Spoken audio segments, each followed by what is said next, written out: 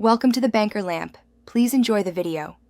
Welcome, I will guide you through creating a custom widget lock screen step by step.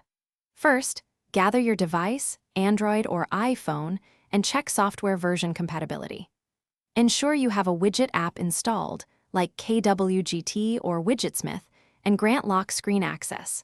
Prepare 2 images sized to your screen resolution, for example 1080 by 2340 pixels. Backup current lock screen settings before changing anything to avoid data loss.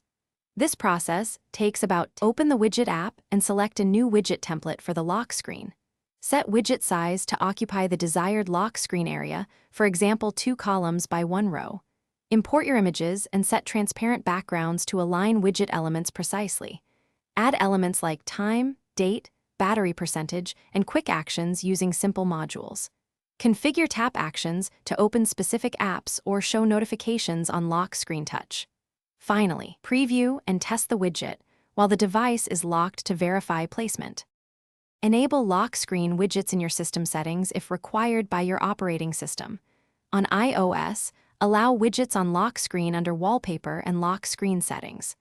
On Android, grant the widget app notification and lock screen display permissions.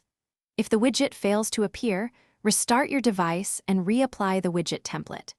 Keep widget bundles under 3 elements to preserve battery and performance. Regularly update the widget app and backup configurations to a cloud or local file. Revisit spacing and touch targets to avoid accidental taps while the device is.